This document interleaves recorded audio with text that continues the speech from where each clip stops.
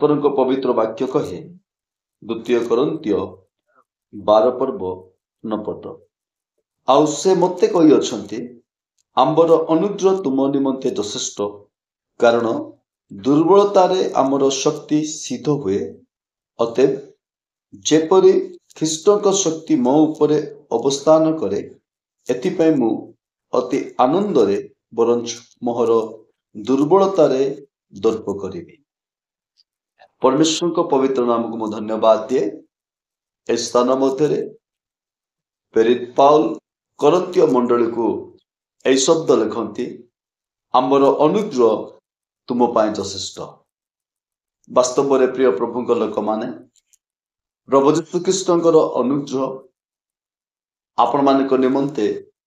एवं मो पाए यथेष्ट जेहेतु से आमर दुर्बलता आमको सिद्ध करती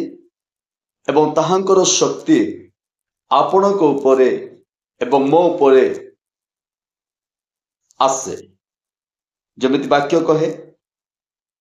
जेपरि ख्रीष्टकर शक्ति मो उपरे अवस्थान करे माने परमेश्वर को शक्ति बा पुत्र प्रभु यीशु ख्रीष्टकर शक्ति आपण को उपरे अवस्थान करिवो आपण सामर्थ पाइबे शक्ति पाइबे एवं ईश्वर को निकटरे आपना को उभा हेबा पाई एक सामर्थ पाइबे।